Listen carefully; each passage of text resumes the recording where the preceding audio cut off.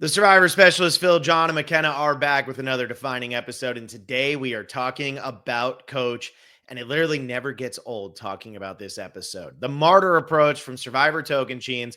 John just reminded me before we went live that way back during COVID or something, we did a bracket that was the best episodes in Survivor history. This was Alexa and I.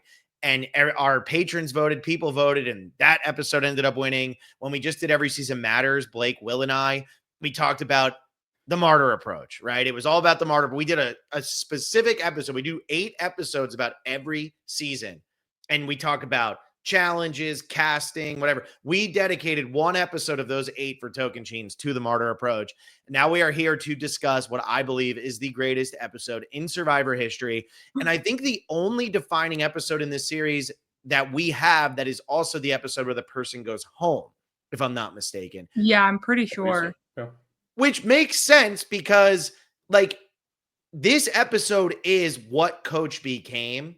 And obviously one of the rules for this series was it had to be from their first season. But I think what's so great about this episode is this is like the culmination of Coach for one season. And it feels like it's setting up the sequel. It feels like they did a great job with the movie. And in the third act, you said, oh, what's going to happen? And they said, you're going to have to wait till next time. And I think it leads into Heroes versus Villains Coach, and then obviously South Pacific Coach. And I think this is when Coach truly becomes Coach. So super excited to talk about this episode, as everybody can tell. John, McKenna, what's up? John, I'll let you go. Okay, I'm super excited to do this because upon rewatching the Martyr Approach, I mean, I've seen this episode many, many times. Coach might just be the greatest casting decision Survivor ever made. And I know there are going to be people who disagree with that, but the way he approached this game, the way that we go through this entire season with him telling these wild stories of all of his adventures, and you're never 100% true if he's telling or you're never 100% sure if he's telling the truth or if he's just making all this up. And it doesn't even matter because he is just playing. It doesn't even feel like he's playing a character. It feels like he's just being himself, and him himself is this enigmatic character who lives in this realm of honor and self-punishment in a way. And this evolution we get that culminates in this episode in this season just goes to show why he's gone on and will be playing this game for a 4th time.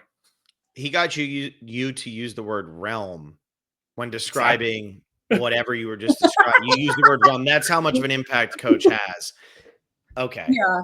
This is without a doubt one of the best episodes. We were talking before this. I don't think I could ever state that an episode is the best because I don't think I could ever sit down and rank every episode of Survivor because that's what I feel like I would have to do to justify like it being number 1. But it is definitely one of the best episodes out there, though it is my least favorite version of Coach.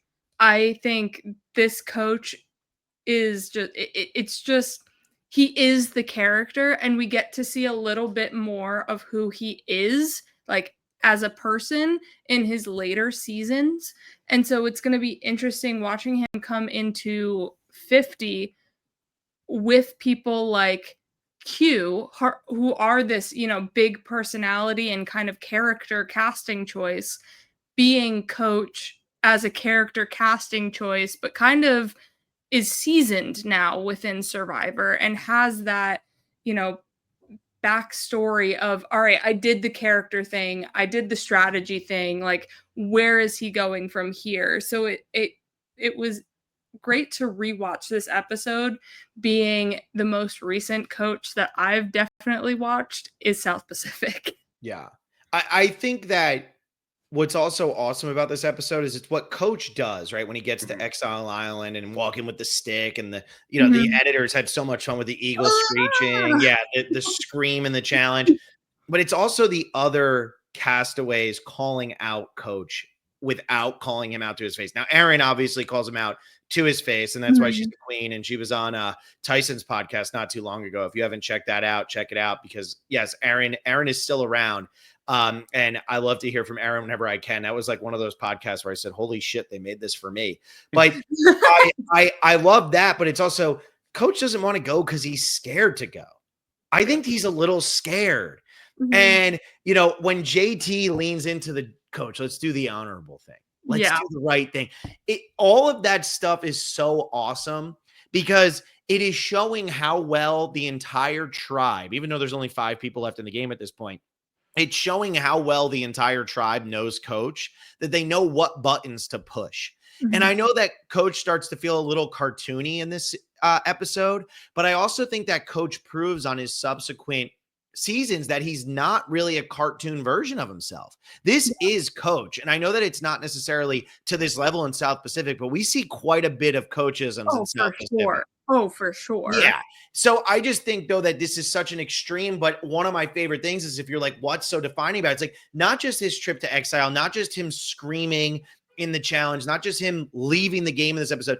It's how everybody else is talking about coach and essentially dissecting him and saying, here's everything you need about coach.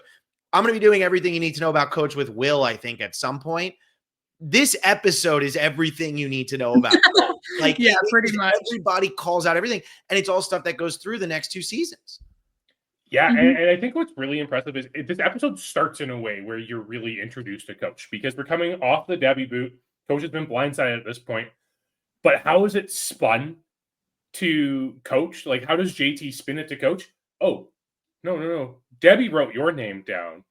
And coach's confessional right afterwards is, my God, I can't believe that they just decided to form a counterattack to save me. He's just so grateful for what they did. And sure, that's a lot of credit to JT here, but it also just shows how the way coach approaches the game and how you can interact with coach. There are a lot of people, and I think it's really it's a really good thing, McKenna, that you kind of made this talk of Q, because Q is this new era casting choice that feels chaotic. Coach never feels like a chaotic character. Coach feels like a character that you know exactly what he's going to do at all points. And yes, you can manipulate it the way that JT does in this episode by saying, hey, let's do the honorable thing. Let's do what we have to do. We're the only ones who haven't gone to Exile. You got to do it, coach. But at the same time, you can use coach to your advantage. And that's what they've been doing this entire season up to this point. Yeah. I mean, he realizes in this episode that he's no longer in control.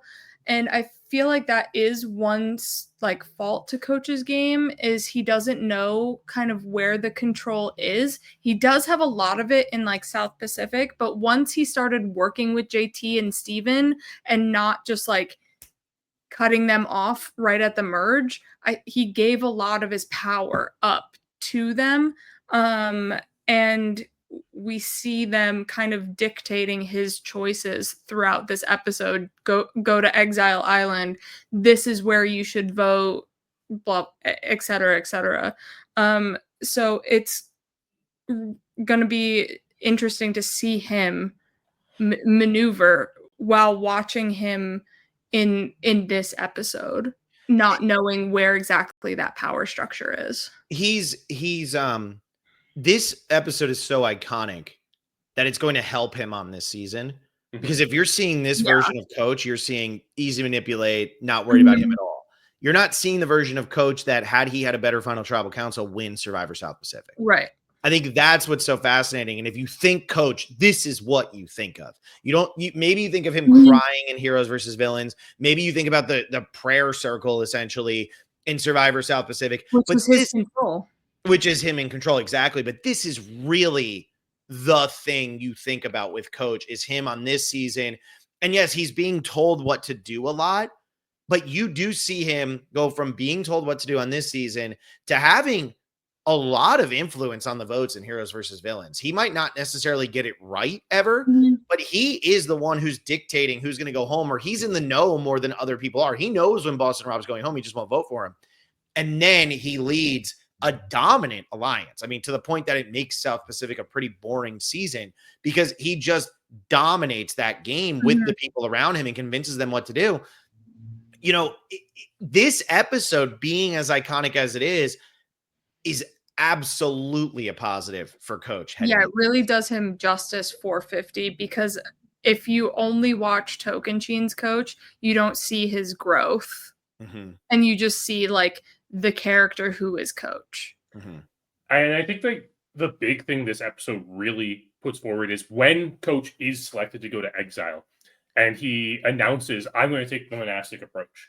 I'm not going to have any water. I'm not going to sleep, no fire. I'm just going to be in tune with nature the entire time I'm there. And Aaron's immediate rebuttal is, why are you just minimizing everything else we're doing? Mm-hmm.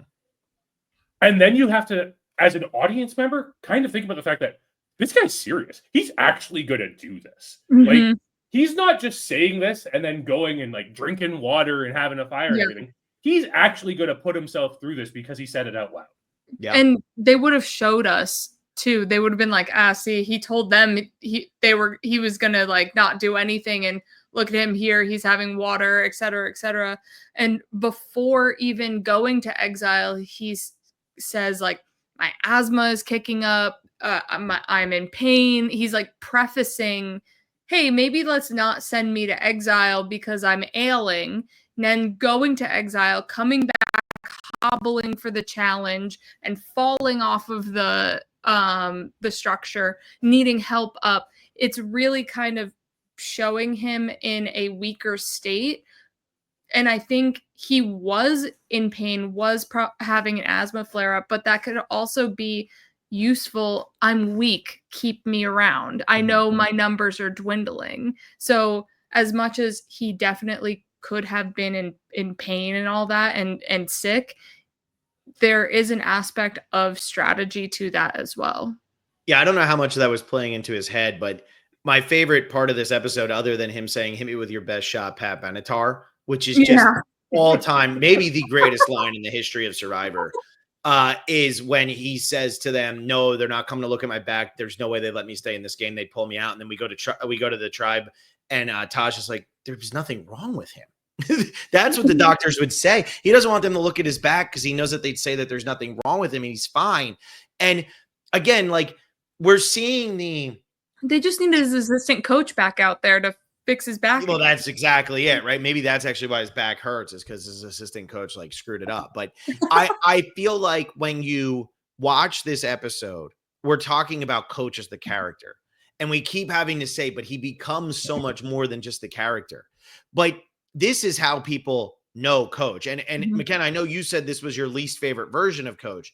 But for me, if I had to choose between the coach who gets second place and plays a pretty solid game in South Pacific, or I'm going to get Tocantins coach, I will just take Tocantins coach and I will be so happy. Give me the out of control, ridiculous stories around the fire where nobody knows what's going on. They keep him around and he talks about honor and integrity and he just gets duped all the time, but he gives us these incredible character moments. Like, I don't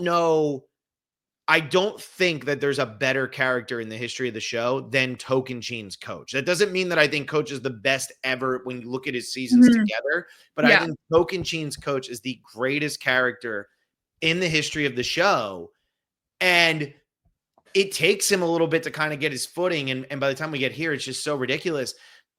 I don't know what version of him we're going to get now when we come into this season, right? Like, how old is he now? I mean, he's got to be he's 53 years old. You're talking like he's a child. He's a father now. He's a father now. That's 16 years older than the first time he played. So he was 37 probably the first time he played, I believe. What version are we? I don't know. I still think we're going to get that honor, integrity coach, the Dragon Slayer, etc., because we have people on the season that are looking at him with those starry eyes being like, oh my gosh, coach. And then we also have a lot of people on the season that are honor and integrity kind of players. So I think more so than any of the other seasons, he has kind of almost built-in allies if he just talks to them, right? That he has, can have this army around him.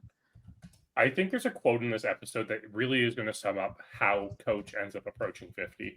And it's when he says, as iron sharpens iron, so does one man sharpen another. And that, I think, completely sums up the way Coach approaches the game. He is the type of person who isn't afraid to have an adversary, to actually have someone butting heads against him because he thinks it's making himself stronger. And it usually is. He gets a better position in the game when he has someone to directly compete against. It makes him a better Survivor player. So you almost have to hope going into 50 that he does have someone who he's bumping up against and Mhm. someone who is working in opposition to him, because that's going to bring out the best in Coach. He Yeah. he's on the starting tribe with Jonathan. And I could see the two of them playing pretty well Oh, together, yeah. like for season 50. And I don't Mhm. want to get too much into that, but just because that's what John was talking about. One thing I do want to ask though, so this season was November 2nd through December 10th, 2008. That's when it filmed. So it stopped filming December 10th, 2008. Season 23 finished filming on July 7th, 2011. So you're talking 2.5 years. Mhm. And we haven't seen Coach since 2011.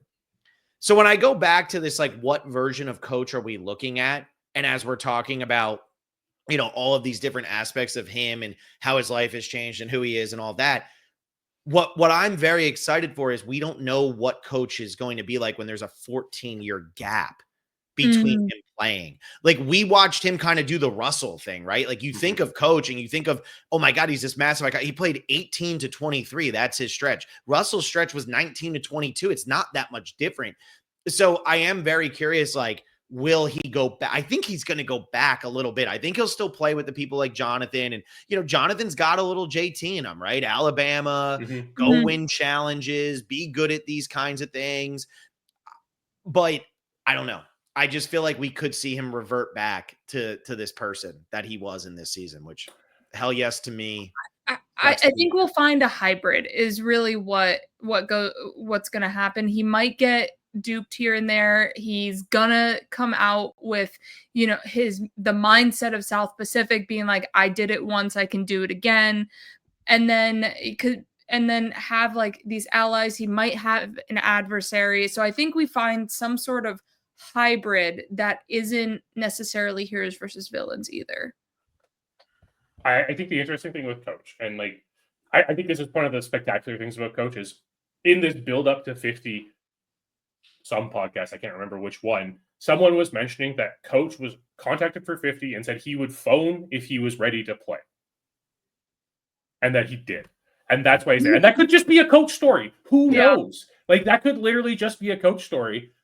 Part of me hopes it isn't, because that means Coach is coming out gunning as strong as possible. But also the fact that that story is out there in the world now just goes to prove we still have Tocantins Coach. We still have the Coach who is going to come out and be willing to do the monastic approach. I can't wait for Coach to go on a journey and be like, I have to sacrifice my vote for everyone else so they can still vote. Journeys will be worthwhile on season 50 because Coach will blow them out of proportion the first time he goes. I need Coach on a journey to be like, this is a big deal. And I don't doubt that we're gonna hit a tribal council where he's gonna be like, all right, guys, I wrote a poem. Yeah. Because this is what we get in this episode, which we talk about the exile of it all to death, but I feel like we never mention this poem that he writes at tribal council, but that's like his swan song before he leaves. And I forgot that he, one, did this, and two, did this in this episode. And I was like, oh my gosh, this is a perfect bow to cap off the journey of Coach, because it is this outlandish character moment, because we don't really get anything like that or anything like that too often. And then he exits, and it's really just like on his own note. Yeah. Yeah. And I think that's how Coach always wanted to go. Right. And I think, again, if we see Coach go out, we're going to see Coach go out again like this. I don't think we're going to see him go out on his back like he did in Heroes versus Villains. In Mhm. Heroes versus Villains, it didn't work out for him, and he was all over the place, and he got. Mhm. I think we're going to see Coach going out in some epic tribal council that might not be epic because it's a blind side, but will be epic just because Coach is who Coach is. I mean, I think the Martyr approach, we talked a little bit about the Martyr approach, and we dove in a little bit more to Coach, but I think the biggest thing with the Martyr approach is it is perfect character encapsulation from start to finish. Mhm. And if you want to know like what Survivor can be all about if it only has one big character to focus on, like, you think Steven, JT, Taj, Aaron are great characters. Mm-hmm. Yeah. And this episode is all about Coach. And I think almost every conversation that takes place in the episode is other players talking about Coach. This is coach centric. This is the most centric episode in the history of the show. And I just love it. I absolutely love it. Yeah. I think it's a really good point there, Phil, is that this is the type of episode that made the editors change the way they edit an episode. Yeah. The coach is that type of character. Coach is the reason we get anything like the editing we do in the new era. So what are they going to do with him when they have 90 minutes to showcase him instead of 60? Yeah. Yeah. Oh, yeah.